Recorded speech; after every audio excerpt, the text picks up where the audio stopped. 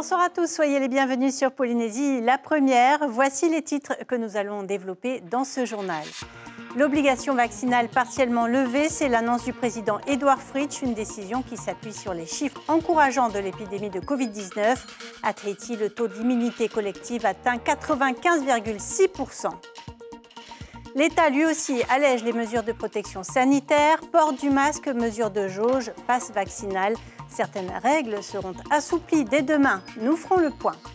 Une prime d'un peu plus de 350 000 francs pour aider les jeunes créateurs d'entreprises. C'est ce que propose l'ADI grâce à un fonds public national. Parmi les bénéficiaires, un jardinier et un développeur web.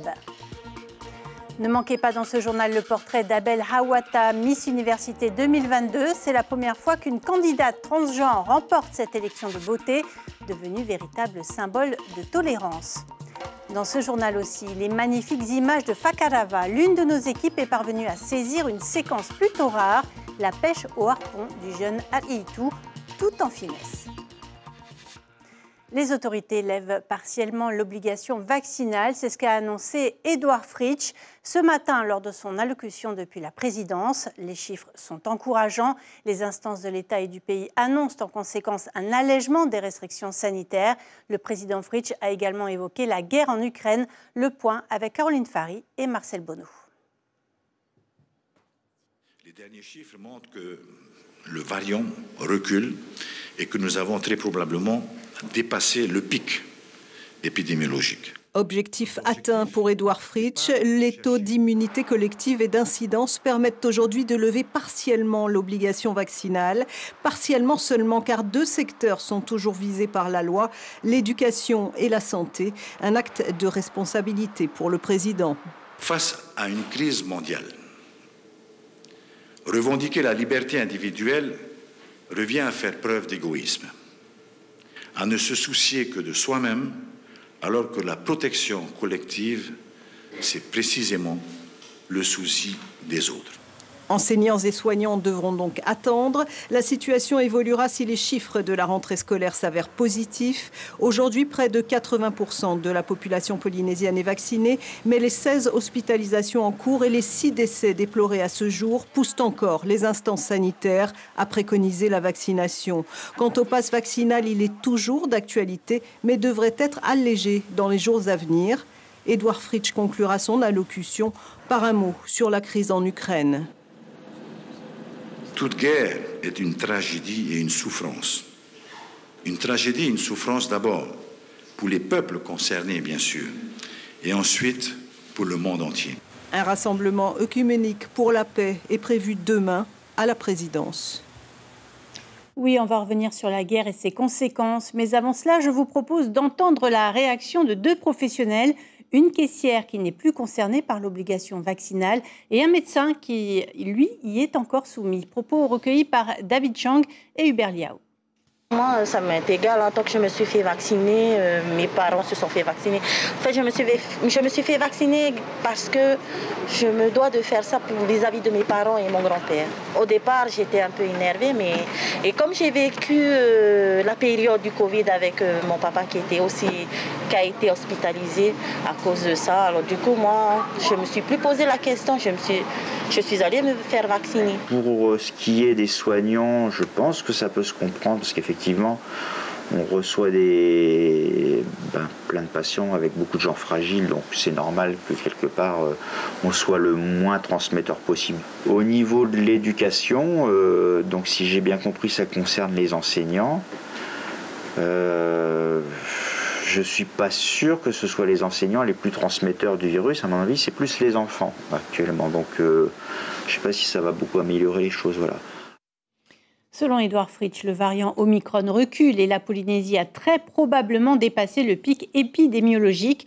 La direction de la santé déplore malgré tout un nouveau décès. On comptabilise 16 hospitalisations en cours et 6 décès cumulés depuis l'arrivée du variant. De son côté, le Haut-Commissariat annonce également l'allègement de certaines mesures sanitaires. À partir de demain, le port du masque ne sera plus obligatoire en extérieur. Certaines manifestations ou rassemblements pourront avoir lieu sans passe vaccinal ni contrainte de jauge. David Chang et Hubert Liao passent en revue les nouvelles règles sanitaires. Comme un coup de liberté. Boire de l'eau en extérieur deviendra plus facile. À partir de demain, les masques vont tomber et c'est une véritable bouffée d'air frais. Quand tu commences à bouger, c'est fatigant, tu es essoufflé. Surtout pour moi, je suis asthmatique. Je trouve ça plutôt bien qu'on retrouve un peu de liberté et d'air. Maintenant, en intérieur, je pense que c'est encore prudent de garder les masques dès lors qu'il y a du monde, quoi. Je vais toujours porter mon masque. Je préfère. Pourquoi? C'est pour la maladie. Hein. Je n'ai pas envie après avoir une maladie. Les restaurants, eux, vont renouer avec leur chiffre d'affaires. Plus de jauge maximale, plus de contraintes par mètre carré. C'est quasiment un retour à la normale. On fait partie des secteurs qui ont subi le plus de restrictions depuis quasiment 2 ans. Et pendant cette période, on a essuyé des pertes importantes. On a dû contracter des PGE. Donc pouvoir fonctionner normalement, c'est vraiment important pour nous et on aura besoin de le faire sur une longue période si on veut essayer d'absorber toutes les pertes qui ont été enregistrées pour le secteur. Excellente nouvelle également pour les foires et salons. L'entrée est libre, elle n'est plus soumise au pass vaccinal. On avait fait notre planning classique malgré le pass sanitaire puis le pass vaccinal. Avec l'intention de s'adapter, évidemment, en fonction de ce qui allait être mis en place. Il reste néanmoins des lieux qui devront encore attendre avant de retrouver leur fréquentation d'antan. Les boîtes de nuit restent soumises au pass vaccinal, même si elles n'ont plus de jauge à respecter. Je vais sourire parce que dès qu'on demande le pass vaccinal à l'entrée d'un nightclub, vous ne remplissez pas votre nightclub. Donc la jauge, on aimerait bien la remplir de moitié. On aimerait bien, comme je disais tout à l'heure, on la remplit d'un tiers. Le pass vaccinal reste obligatoire également pour les déplacements vers les îles. Pour les départs depuis les îles vers Tahiti et Moorea, c'est le pass sanitaire qui est demandé. Et notez que demain, l'invité café sera Édouard Fritch. Il sera interviewé par Ibrahim Ahmedazi un peu après 7h sur Polynésie, la première radio. Autre allocution qui a précédé celle d'Édouard Fritch ce matin, celle du président Emmanuel Macron à propos de la guerre en Ukraine. La guerre en Europe est là, sous nos yeux, a déclaré le président de la République. Le signal d'un changement d'époque, a-t-il dit. Le président français a par ailleurs prévenu des répercussions économiques du conflit. On l'écoute. Notre croissance, aujourd'hui au plus haut, sera immanquablement affectée. Le renchérissement du prix du pétrole, du gaz, des matières premières a et aura des conséquences sur notre pouvoir d'achat. Demain, le prix du plein d'essence, le montant de la facture de chauffage, le coût de certains produits risque de s'alourdir encore. Alors face à ces conséquences économiques et sociales, je n'ai et n'aurai qu'une boussole, vous protéger. Nous épaulerons les secteurs économiques les plus exposés en recherchant de nouveaux fournisseurs, de nouveaux débouchés commerciaux. Et c'est à cette fin que je me suis entretenu avec des homologues américains, européens, moyen-orientaux. Nous apporterons des réponses adaptées face aux perturbations des flux commerciaux et à l'augmentation des prix. Et j'ai demandé au Premier ministre d'élaborer pour les prochains jours un plan de résilience économique et sociale pour répondre à toutes ces difficultés. Retour à Tahiti avec cette information de nos confrères de la Dépêche. Les tarifs de séjour hospitalier et les tarifs des autres prestations de soins applicables aux non-ressortissants de la CPS sont jugés illégaux par le tribunal administratif. L'arrêté concerné date de 2014. Selon les magistrats, cet écart de prix non justifié méconnaît le principe d'égalité des usagers devant le service public. L'ADI, l'Association pour le droit à l'initiative économique, elle propose son aide aux entrepreneurs à travers des microcrédits. Cette année, l'État propose un autre coup de pouce, une prime puisée dans un fonds de 69 millions de francs pour soutenir la création d'entreprises chez les plus jeunes. Natacha Silagi, Chiquita Taïvada-Rouzès et Jacques Damour ont rencontré 2 bénéficiaires de cette aide à Tahiti. Il a eu du mal à démarrer. Ferdinand est aujourd'hui jardinier. Grâce à un tout petit crédit de 120 000 francs d'abord et à une prime de 350 000 francs ensuite, il est désormais sur la liste des entrepreneurs. Ça aide beaucoup aussi les entrepreneurs, les jeunes qui travaillent, quoi. Voilà, qui veulent se lancer dans le travail, comme il n'y a pas de travail aussi. Le système bancaire traditionnel était pour lui inaccessible. Comme 3000 autres jeunes de moins de 30 ans en difficulté en 2020 et 2021, il a bénéficié d'une aide spéciale de l'État. Après, je me suis dit, je vais me lancer dans le travail. C'est aussi ça, c'est à eux. C'est toi le patron. Hereani a pu s'acheter ordinateur, hébergement en ligne et logiciel. Il est webmaster, lui aussi grâce au petit prêt proposé par l'association bancaire ADI. J'ai commencé début février. Dès que j'ai reçu les fonds, j'ai directement acheté tout le matériel nécessaire et je me suis lancé.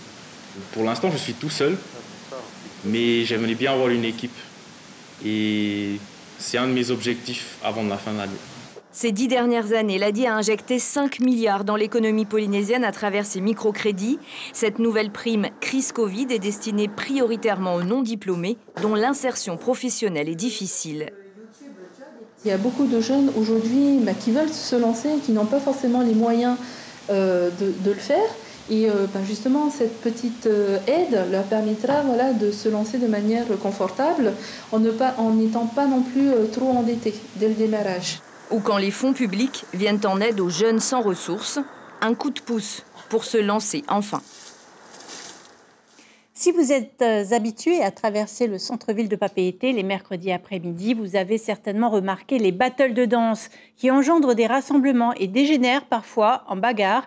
Pour pallier ce problème, la délégation pour la prévention de la délinquance de la jeunesse supervise désormais ces manifestations et finit même par les organiser dans les jardins de Pao'ai. Les jeunes ont l'air conquis. Caroline Fary, David Chang, Sandroli. 3 heures pour danser et s'exprimer en toute sécurité. Ici, la jeunesse est reine et elle aime ça. On est venu pour se balader, pour venir faire TikTok. Et pour écouter aussi la musique un peu. On trouve que c'est carrément cool, ça nous permet de nous défouler sur la scène, tu vois. Même si on ne sait pas danser, on va quand même se défouler, comme personne ne va nous juger. C'est la confrontation avec d'autres personnes et le fait de danser me met de bonne humeur en fait. Lorsqu'on m'avait dit que les battles reprenaient, ça m'a mis beaucoup de joie parce que ça faisait longtemps qu'on n'avait plus pris les battles. Rassembler les jeunes sur un site dédié pour éviter les dérives violentes du mercredi après-midi. L'objectif est clair pour les organisateurs de ces battles, dorénavant encadrés. L'idée, c'était de sortir tous ces jeunes qui sont un petit peu dans la ville de Papeete, qui traînent avec le boombox, ils sont quand même 200, 300, il y a du monde, de les faire venir, leur dire qu'ici, c'est possible de faire de la musique, mais bien sûr, pas d'alcool, pas de consommation de paca et surtout pas de bagarre. Parce que généralement, on les a vus faire et ça finissait après par des bagarres. Boombox ou carbasse, tout est permis l'espace d'un après-midi sous l'œil vigilant des agents de proximité. Nos chefs nous disent de rôder un peu dans les parages et veiller à ce que les jeunes ne consomment pas de la drogue ou de l'alcool. Et qu'on regarde un peu le profil des jeunes, qui est le profil type à se battre. Et qu'on soit là avant que ça devienne une bagarre générale. L'initiative, validée par les autorités municipales et la police, sera réitérée et fera le bonheur d'une jeunesse en demande de divertissement. C'est vous les jeunes, si ça vous intéresse de venir, venez à Papeete, on va venir, on va danser nous. C'est vrai, wesh. Et sachez que dorénavant, Polynésie la première est de la partie. Le mercredi à 14h, vous pourrez entendre 2 émissions de proximité dédiées aux jeunes en direct radio et Facebook Live, TikTok et Tahiti Mix. Aujourd'hui à Papeete, 500 jeunes se sont réunis pour des défis. Nos équipes se rendront également à Orea et les autres communes. Son élection a suscité la polémique, mais aussi une vague de soutien sur les réseaux sociaux. Abel Hawata est la toute nouvelle Miss Université. L'étudiante qui a choisi de se concentrer sur ses études et de ne pas prêter l'oreille au colibé est fière d'avoir été choisie et prône la tolérance. Heidi Yenko et Hiro Terorotua l'ont rencontrée ce matin. Couronnée vendredi, Abel a repris son petit train-train quotidien, avec tout de même un peu plus d'attention portée sur sa personne. Sur les réseaux sociaux, son élection a créé le buzz et bien sûr de vives critiques. Je me souviens par exemple d'un candidat qui me disait que son beau-père n'acceptait pas que je participe à cette élection. Et le soir, son beau-père lui confie qu'il a voté pour ce candidat, mais il a aussi voté pour moi parce que il se voyait que je méritais aussi. Donc, du coup, je me suis dit, si j'ai pu convaincre son beau-père, j'ai pu convaincre énormément de personnes. Qu'est-ce que tu veux dire à ces personnes qui ne comprennent toujours pas pourquoi tu as été élu? Ben, je pense qu'ils n'ont pas vraiment suivi l'élection, ils n'ont pas vraiment suivi la préparation, le concept. Pourtant, il y avait 4 mois de préparation, ils avaient 4 mois pour dire qu'ils n'étaient pas d'accord. Et aussi, ils avaient 4 mois pour soutenir une candidate et faire en sorte qu'elle gagne à ma place. Mais plus de gens ont préféré me soutenir et faire en sorte que je sois Miss UPF. Car c'est bien une majorité de messages de soutien et d'encouragement qui ont afflué depuis son accession à Miss UPF, notamment ici, sur le campus. Yarana, félicitations. Ah oui, très content. Déjà quand on était à la télé, on était là, allez. C'était plus lui que les filles, quoi. On était quand même content, on est content pour lui. Et quand tu entends, il y a des gens qui critiquent, comme quoi c'est pas normal, qu'est-ce que tu en penses? Oh non, on ne fait pas attention à ce genre de réflexion-là. Tant que lui, il est bien dans sa peau, tout le monde l'aime, ça va. Après, le reste, on s'en tape, quoi. Abel est quelqu'un qui a une personnalité forte, qui l'a toujours affirmé, qui a toujours affirmé son désir d'aller loin, d'être entrepreneuse, de faire des choses, de s'affirmer. Donc, je ne suis pas surprise de sa participation. Je suis contente de son élection. Un de ses rêves vient de se réaliser, mais elle en a encore plein d'autres. Comme rêve, déjà, c'est avoir mon DUT à la fin de l'année. J'espère valider mon semestre et avoir mon DUT. Après, pourquoi pas partir en métropole. Ça, c'est mon deuxième rêve, partir en métropole pour poursuivre mes études. De retour sur les bancs de l'UPF, elle affirme que le combat pour la visibilité transgenre ne s'arrête pas à son écharpe de Miss. Au contraire, il ne fait que commencer. À 19 ans, on ne peut que lui souhaiter, comme à tous les jeunes Polynésiens, de vivre dans un monde plein de tolérance, ce qui fait hélas encore défaut aujourd'hui au regard de l'actualité.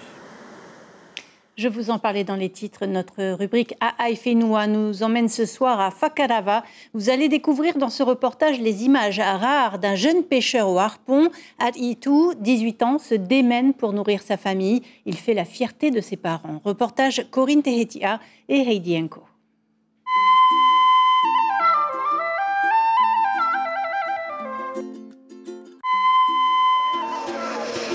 Le soleil se couche sur Fakarava.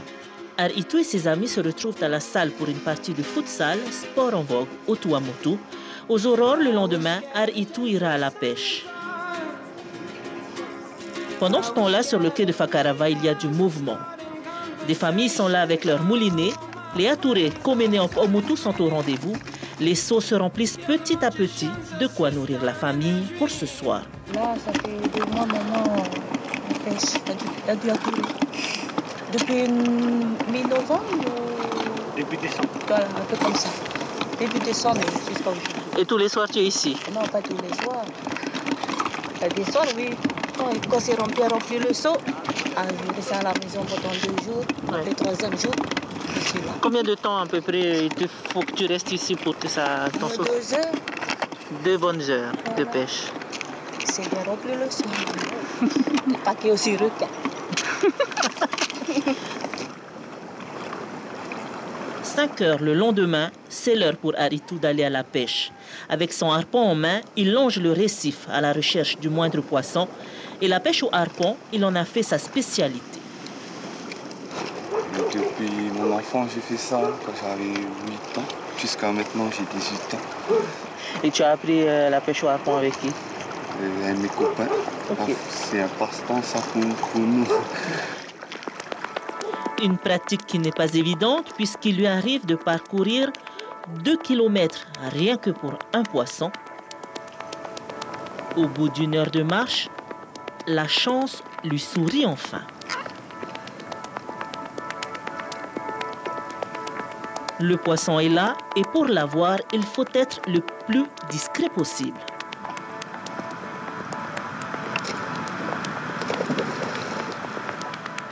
Il faut que tu sois le plus discret possible pour se rapprocher du poisson. Et dès que tu vois il est bien placé pour toi, c'est là que bam, tu le harponnes. Et il ne faut surtout pas hésiter. Sinon, quand il va s'en aller, il s'en va pour de bon. Comme Aritu, de nombreux jeunes Paumutu à Fakarava pratiquent la pêche au harpon. de quoi nourrir leur famille ou de se faire un peu d'argent de poche. Après le journal Ne manquez pas Matahara, l'émission présentée par Hayata Buluk abordera ce soir le thème de la drogue, du cannabis à l'ice, un réel fléau en Polynésie. Tous les consommateurs d'ice, plus de 10 000 en Polynésie, ont commencé par le PACA. Comment endiguer ce fléau? Plusieurs invités seront sur le plateau et nous serons aussi en direct en immersion dans un quartier de Papeete avec Corinne Tehitia et ses invités. Je vous rappelle l'information principale de cette édition. L'obligation vaccinale est partiellement levée. Une décision annoncée par Edouard Fritsch ce matin qui s'appuie sur des chiffres encourageants. À Tahiti, le taux d'immunité collective atteint 95,6%. Le haut-commissaire annonce également l'allègement des mesures sanitaires. À partir de demain, le port du masque ne sera plus obligatoire en extérieur. À la une de la presse écrite demain, la dépêche titre « Nouvelle chasse au trésor à Anu Raro ». Soirée polynésienne sur notre antenne après ce journal, Matahara bien sûr sur le thème de la drogue, puis Bleu Océan et Ça pousse au Fénois. Passez une excellente soirée sur la première. Demain, vous retrouverez Ayata Tarahu. On se quitte sur les images de l'exposition Vahine no Mateirea à Fa'a. À bientôt.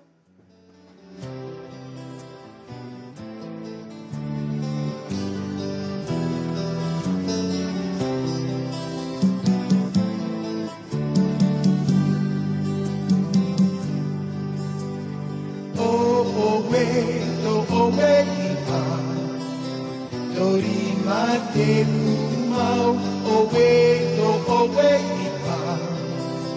Dorima e nuora. Owe ipa. Retrouvez ce programme en replay sur notre site internet.